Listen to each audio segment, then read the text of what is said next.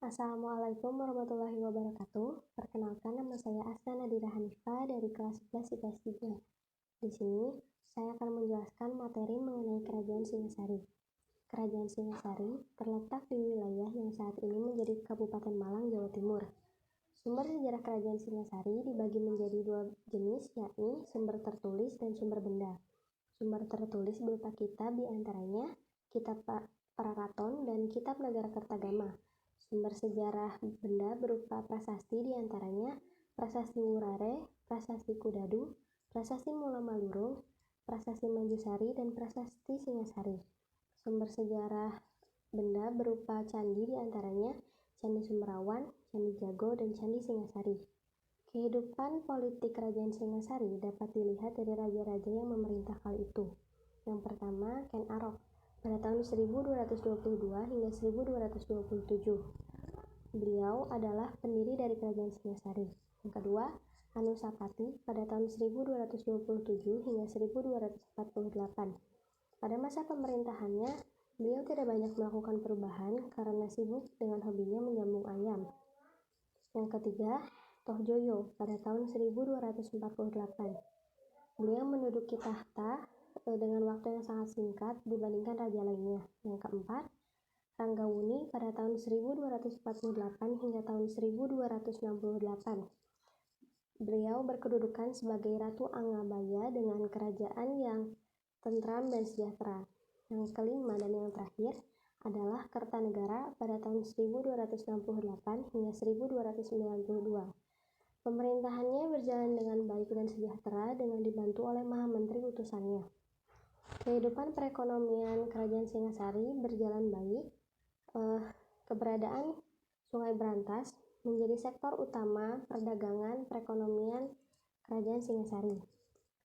Kehidupan sosial Kerajaan Singasari pada masa pemerintahan Anusapati kurang berjalan baik. Namun pada pemerintahan selanjutnya, yakni Kertanegara, Ranggawuni, Tohjoyo, dan lain-lain, kehidupan sosial berjalan dengan baik. Kehidupan budaya dapat kita lihat dari peninggalan-peninggalan yang masih ada hingga saat ini. Kerajaan Islam, Kerajaan Cirebon. Kerajaan Cirebon terletak di pesisir pantai Jawa Barat, atau lebih tepatnya pantai utara Jawa Barat. Ada berbagai macam sumber Kerajaan Cirebon, antara lain sumber sejarah Kerajaan Cirebon berupa peninggalan arkeologis, diantaranya Keraton Kanoman, Keraton Kasepuhan, Keraton Kacirebonan, dan lain-lain.